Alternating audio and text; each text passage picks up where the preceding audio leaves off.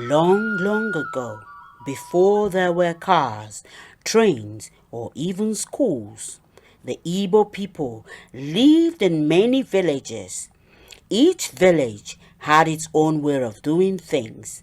Sometimes people quarreled, and sometimes people were treated unfairly. There was chaos, and the land needed peace. One quiet evening, the sky blazed with a strange golden light.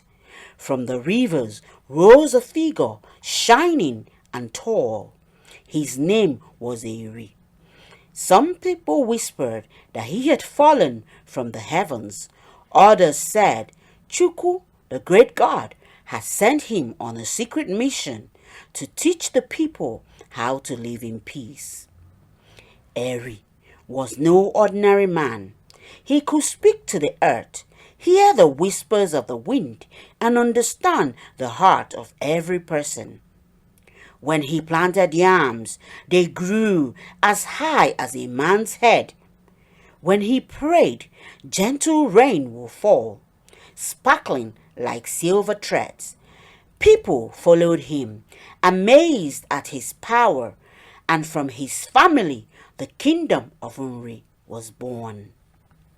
From Eri's children came the first great king, Ms.Emy.TheStoryteller. But he was not a king of battles or warriors. His crown was woven with mystery, his power flowing from the spirits. His messengers did not march with spears or shields. Instead, they carried staffs carved with sacred signs that glowed in the moonlight. When these messengers entered the village, people gathered to hear them. They spoke of the sacred laws. Respect the kola nut, for it is a gift of friendship. Honor the Igbo calendar, for it guides the seasons of planting and harvest. Keep the sacred taboos, for they protect the land and the people. Wherever they went, quarrels ceased and peace returned. The kingdom of Nri spread like the branches of an iroko tree. Villages far and near, even in Igala and Benin, listened to its teachings. Outcasts, wanderers, even runaway slaves found their way there. For everyone knew Nri was a sacred ground. Step into Nri, the people will say, and no harm shall ever touch you. Deep in the heart of this kingdom was a place called Ibuku, where mysteries lived. In quiet huts lit by flickering oil lamps, artists worked with fire, clay, and metal. But the things they made were no ordinary objects. They shaped bronze treasures, so detailed and so beautiful that they looked as though the spirits themselves had guided their hands. There were bronze pots covered with twisting patterns like the path of ants in the sand.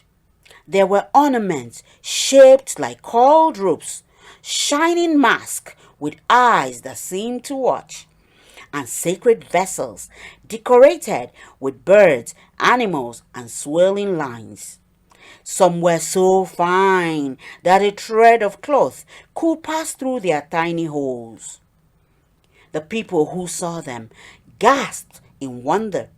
Surely, they whispered, these are not just the work of men. These are gifts from the spirit world. The bronzes were kept safe, used in rituals, and passed down like sacred secrets. Even today, many centuries later, the treasures of Ibuku still shines in museums, telling the world about the skill and the mystery of the Nri people. Then came strangers from across the sea.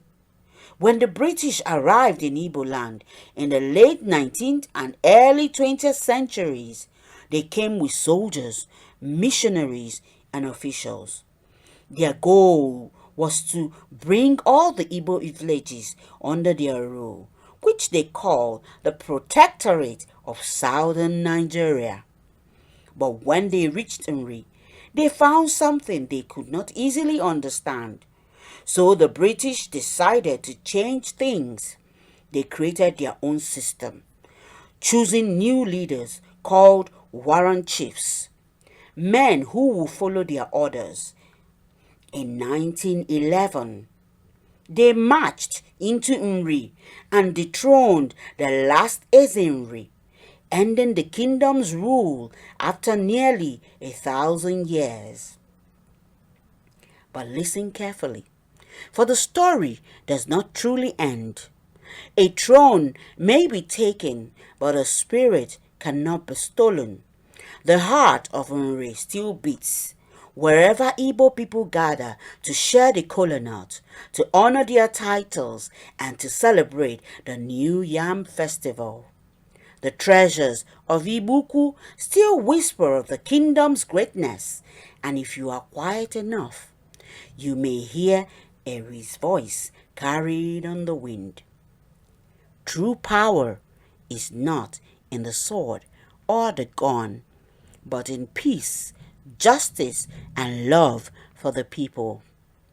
And so, the kingdom of Nri lives on, not in palaces or soldiers, but in every act of kindness, in every prayer for peace, and in every Igbo heart that remembers.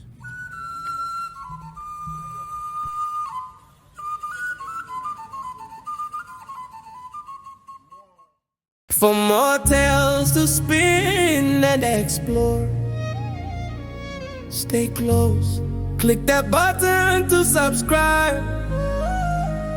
Ms.Emy, the storyteller's not done yet.